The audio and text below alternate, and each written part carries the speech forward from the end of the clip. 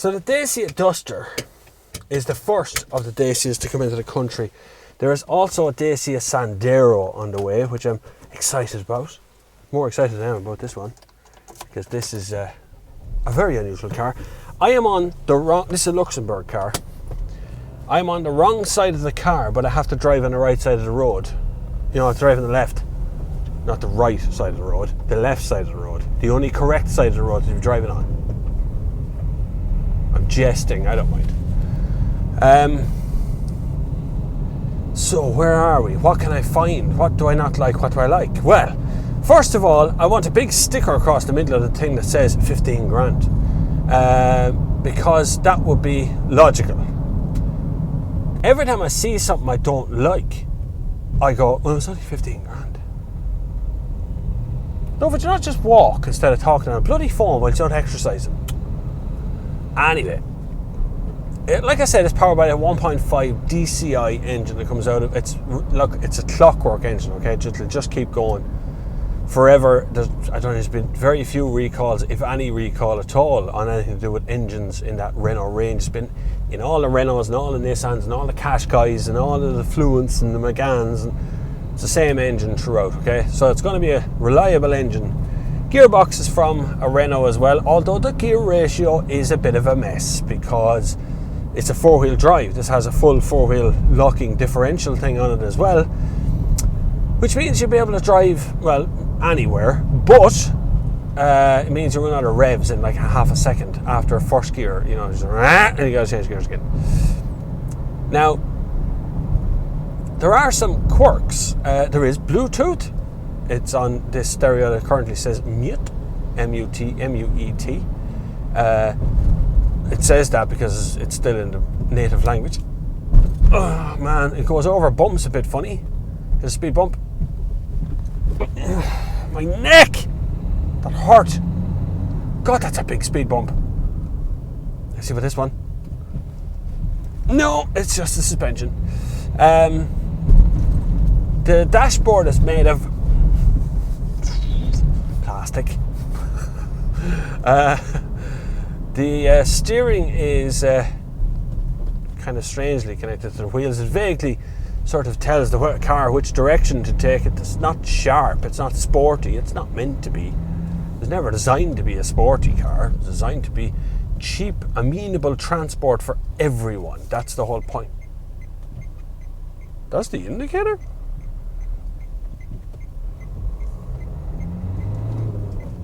Sounds like Pong from the 80s. Very strange. Now you see the way the revs, I'm already changing gears here in a roundabout. I'm 3,000, 4,000. God, it sounds terrible. Engine sounds rough at best. But when all's said and done, this is a 15 grand car. And this is cheaper than a VW Up. It's cheaper than some of the Yaris. This is a budget car. A budget car, but yet has 5 seats, Bluetooth, air conditioning, electric windows, four-wheel drive system, traction control, anti-lock brakes, a fire extinguisher, which is the law in Europe. You don't have to have it in Ireland, but you do have to legally carry it in Europe, which is why that's in this one. The wind noise behind me is dreadful. There's a howl. Electric windows are back here. No, they're shut. I think it's coming from the back door. You might not be able to hear that in the camera. It's quite subtle. But the faster I go, the more of a howl I'm beginning to hear from behind me all the time. Ooh, weird. Anyway, that's loud, man. That's getting louder all the time. I'm going faster and I'm starting to get louder and louder. I don't know what that is. Now that could be a problem with my car. Just one. Maybe there's a seal in the back of the car somewhere that needs to be closed up properly. But it's a funny sort of a howl from the back of the car. I shall have to investigate that one.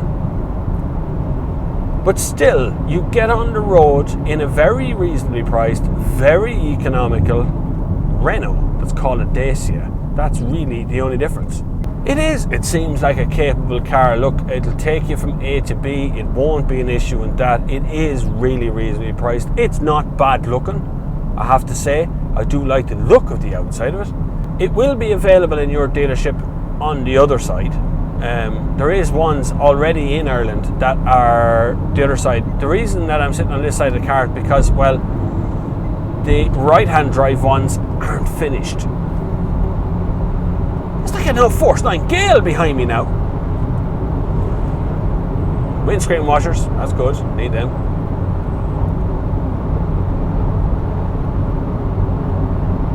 Okay, the wind noise behind me is kind of worrying actually. It's very loud now.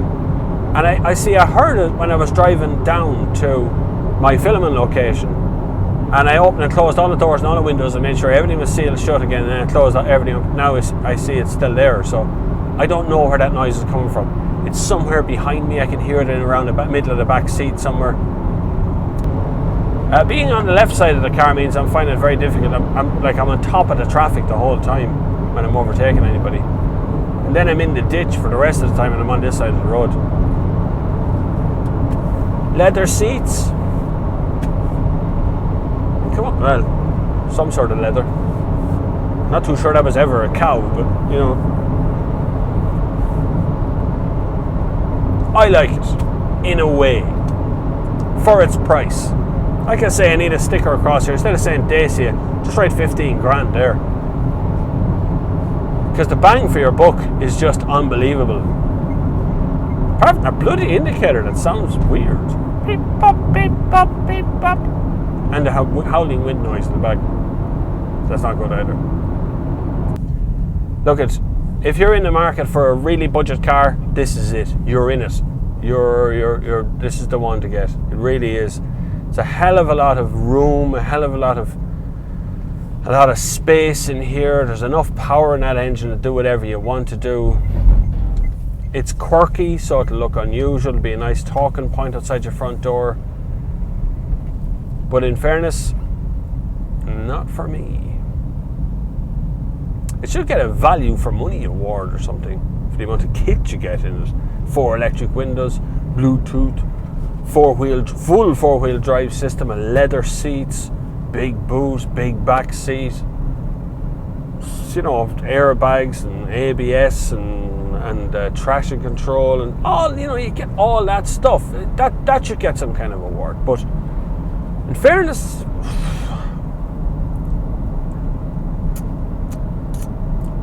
I'd rather spend my 15 grand on something a bit more serious.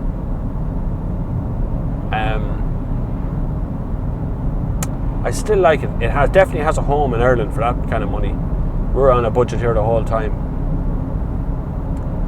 I would advise you to go and test drive it for yourself and try it out and see what you think, see how it fits your lifestyle.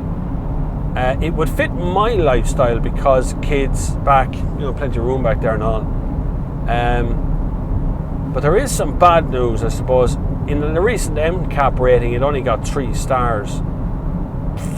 That would have to be a consideration around carrying kids in the back of the car. Normally, when a car gets less than 5 stars, someone wakes up with a horse's head in their bed. One of the engineers who built the car will be shot at dawn. People get fired over that sort of thing. You know, NCAP is still a highly rateable system. It's the best system we have in the world for testing the safety on the cars as a blanket thing. And with only 3 stars, you know, you still got to worry about it. And the last thing you want to do is actually kill somebody by running over them. You know, you don't want to hurt someone inside your car by having a small accident. So it's very important to me, and of course to all motor journalists, and it should be to you too, that a car can be as safe as it can be in all situations. Anyway, that is the Dacia Duster. Let's hope you enjoy your little test drive. I would go along to a Renault dealership. You will find them in Renault in Ireland. There are some Dacia Dusters or Dacias in the UK for testing as well. Generally in overseas you'll see Renault Dacia on the same brand. They don't have their own dealership network. They're bringing it in under the Renault one. Certainly worth a look. Keep your eyes peeled. See one outside a Renault dealership. Drop in and have a look. 15 grand? It's pretty hard to beat that kind of money. Really is. Anyway, see you on the far side.